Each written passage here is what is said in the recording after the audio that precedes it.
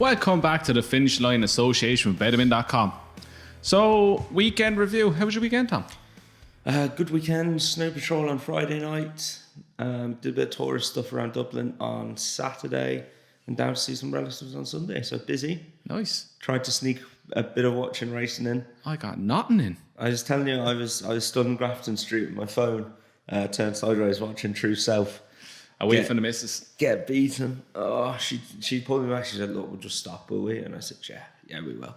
Yeah, so just go back. No money left. I know. Oh, it was painful, but there we go. How Sure. about you? Oh, house duties. Getting the house ready for summer, power washing, painting, everything. Everything that I didn't want to do, but had to do. Fun. Yeah. Right, Fun. back to the fun stuff. Let's get through the weekend. How'd you get on? Yeah, as you said, I had one bet all weekend, which was True South. It was 7-4 when we tipped her up. I just kept backing her into 5-4. She went off 8-11. Thought she was a good thing. Travelled into it. In fairness, just got beat by a better horse. Yeah. Classique was very good, quickened up very well, and looks a mare to follow for Willie Haggis. Look, disappointing she got beat. Found one too good, but I think the Willie Haggis mare was just better. So can't have too many complaints. She looked a good, on paper she looked a good thing. Everyone else thought 8-11 and 7-4. Yeah, she was well punted, well supported. But I totally forgot about her. Thank God I forgot about her. No, I was getting stuck in all week up to the race, but Sure, such as horse racing. there we go. We did have a winner. Well, I had a winner though. I'm going to shout my winner out. Safe Voyage. Safe Voyage, yes. Couldn't believe what price this horse went off at. Went He off got at 5-4. hammered in. Yeah, got well stuck into him. He goes on that ground, which was a help, but he's progressing very nicely now. There's another little step up. He looked the winner a long way out. Yeah, you wonder where he could end up. I think he'll go on again from this. Think he's dependent on soft ground? I wouldn't say that. I'd say it definitely helps him because he goes on it definitely. I wouldn't say he's dependent on it. But I mean, that was a Group 3. That was quite impressive. But Step up, see what happens. step up, see Great. what happens, and you never know where he might end up now. He looks progressive anyway. Yeah, Tarbouche was the other one. Tipped him up at 7-1. He ran well. Went off 7-2. Finished third. That was a good enough run. And Some Kind of King didn't run in the Perth Gold Cup, but a mixed match weekend. The winner on the board at 4s, but disappointed True South got beat. Yeah, as well. Everything I tipped up, bar True Self, didn't run the weekend. Really? Everything. Everything. Thank God. Probably would have lost a fortune anyway. Any eye catchers or anything that took your eye? We were just chatting about one. There was a horse called Tyndali that won the last race at Navan by 11 lengths. Now, it was only 3 runners, so I'm not 100% sure what he beat, but it ran to an RPO of 107, off a rating of 90 in a conditions race. The other 2 in there are off 86 and 94. Interesting to see what the handicapper does. You'd imagine it's going to be group or listed or group company now for him, but interesting to see where he ends up. Pretty impressive in my book. Yeah, I don't care if it's 2 or 3 runner race. If you win a race by 11 lengths the way he done it, you're decent. Yeah. Just a couple, one for later in the week, but one for today. We're recording this on Monday. One for this evening at Ross Common. John McConnell did me good there last week, so we'll stick with him again. A horse called Could Be Good. Third out of 16 in his last 3 races. He's never won a race, which is the only question mark around him, but he's been banging on the door in competitive handicaps. Time? It's the 1 mile, the 7 furlong handicap, the first or second division.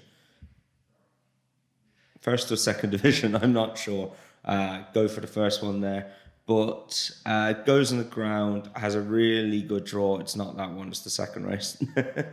Typical. 6:55. Typical. I didn't write the time down. It was bad of me. John McConnell's been in great form recently. 5 out of 32 in the last 14 days. 16% strike rate. Favourite? Yeah, it's favourite, but it's not a great race. Once you get past him, it's not the best race. Really good draw still installed too. Jeez, that's an awful race. 7 furlongs around Ross Common. Bo Rocco or Rococo would be an interesting one, but it's drawn stall 14, which completely puts a line through for me. This horse was third of 16. It's on free, as I said, the last 3 times it's ran. The first 2 of those were off 58. The last was off 60. Still off 60. It's been given a chance by the handicapper. As I say, John's in good form. Yeah. Bad race, good draw, 3-1, but should be absolutely bang there. So that's an interesting one for me. How about you?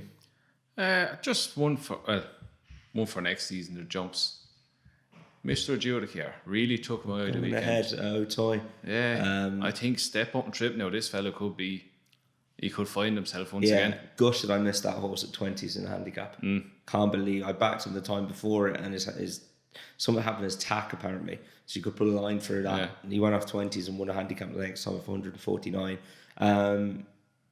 Did it well. Arguably, I don't think if you saw the race at O'Toy, I think you need to come stand side. He went up the middle, so I thought he was value for a better than that. So, have you ever been to O'Toy? No. It's class, absolute class. It's right in the middle of Paris. It's right next to Longchamp, but it's got its own metro stop. It's that close to Paris that it's got its own metro stop. If you're ever over there in Paris, or if you ever want to plan a trip for your better half, send them off to Disneyland. Surprise them with Paris and make sure it's around Auteuil. The Grand Steeplechase d'Auteuil is on in May. That's a really good meeting to go to. I can't remember when we were there. Could have been April. But yeah, it's really good, really easy to get to, cheap to get in. I think it's about £8 to get in. What? Yeah, it's mad. A really good racing, really compact little course. Really recommend it, yeah. What would we compare to now over here? They're so hard to compare them to because like size-wise. Size-wise, what's it going to be like over here? See, it's small. Like you've literally got the stand and the parade ring is straight out the back of the stand. Tramore is even bigger than it. There's more walking around in Tramore. Now it's big, don't get me wrong, it's big. But like it's Derry, everything's where you need it to be. Very compact. Yeah, it's like Chantilly is built the same way. Yeah. Like everything, they're designed brilliantly because they're all like everything's where you need it to be. As in, you're not walking around for ages to get there. I don't know. I couldn't even compare it to anything over here. I don't think. Just his own French little style. Own little French style. Very well designed race course. Very, very good in location to Paris. Go and have a look if you're ever over there. I think I might. It's a good excuse, isn't it? Isn't it? Send the kids and her off to Disneyland. Send them off to Disneyland. You go off the races. Perfect. I'd probably end up Disneyland, let's be honest about it. Bring the kids to the races. Get them started. Come here. Did you see the Bifle's recovery the weekend? Yes. Mother of God. Yeah. He won. I know, and he won. How in the name of God did he stay on that? I don't know. Yeah, but 99 times out of 100 you're coming off that. You hit the deck. Yeah, you're hitting the deck. There's also Healy Racing have a really good picture up of there was pony racing Ballybunion Beach, I think, over the weekend. A friend of mine, his son was over riding on it from Wales, and he rode 2 winners. Ed Vaughan, I give him a shout out. Keep an eye on him for the future. I think he's ridden 50. He just rode his 50th winner pony racing. He's 11. What? Yeah. So keep an eye out for Ed. He's a serious little rider. Ed. Well done, Ed. But there's a picture up Healy Racing have it of a horse called Time to Feel the Pain or something like that. But the kid is hanging off the neck of it, and you can see under the horse's neck is his head, and you can see the look on his face. And the horse is called something like Time to Feel the Pain or something like that. He's about to hit the deck. If ever there was a name suited to that. I don't know how much time we've got left on this. The only horse, I'd give you a shout out for is, I told you about this off air earlier, a horse called Leader Writer. Has had a few entries and hasn't run. David Ellsworth trains. He was third after a 106-day break last time, rated 83. He's now gone up a pound 84. He has 1 off of 92. So he's a good bit below a mark that he can win off. That was his first run for David Ellsworth. He's entered in a 0 to 85 1 mile race at Newbury on Thursday. And most interestingly, Ryan Moore's dropped up. So I think wherever that horse runs, I want to be on him. I think that's a very good race for him. Thursday where again? York? Thursday at Newbury. Ryan Moore dropped up a horse called Leader Writer in the 1 mile handicap. Take the note down. Very sweet on him. So that's about me for the rest of the week now.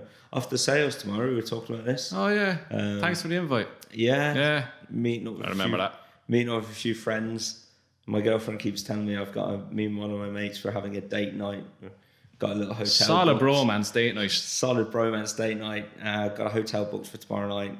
Night at the sales. Day at the sales tomorrow. Looking at plenty of 3-year-olds at Goffs. You're bringing the secret credit card. The secret credit card. I need credit from Goffs at this rate. Is what I need. But yeah, it should be good. If you've never seen the store sales or any sales, have a look at Goffs, Goffs, on Twitter, Facebook. They put up plenty of pictures and images, and you can also watch the sales live online on YouTube as well. Watch Tom Bidaway. Yeah, well, yeah, I think there's... I will be shocked if you come in Wednesday and say you're not buying a horse. Well, it won't be for me. It'll be for a couple of clients. But is that what you're going to tell her? Yeah, that's what we're telling her anyway. But yeah, no, there's a couple to look at. But it's really interesting. They're all 3-year-old national hunt horses who are unbroken, but they're proper horses. Proper horses, though. These, to get into this sale is pretty hard. There's this sale, the Land Rover sale, and the Tattersall's Derby sale, which is on in 2 weeks' time. And this is where you'll see your unbroken 3-year-olds. Top lot will probably be somewhere 150 to 200 grand, you'd imagine, over the next 2 days. Everyone will be there. All the big UK trainers and agents are there. All the point-to-point boys are there, filling up for their 4-year-old maidens next year. It's really interesting to see the different people and the different horses they're after. And it's a really good day out. If you haven't look it up, Goffs and Tattersall's, they're the other big sales company. They're interesting things to go to. Yeah, they're nice to see the way it all operates and how they pick their next superstars. Yeah, you can. I mean, there's two. I want to say there's 270 lots tomorrow alone.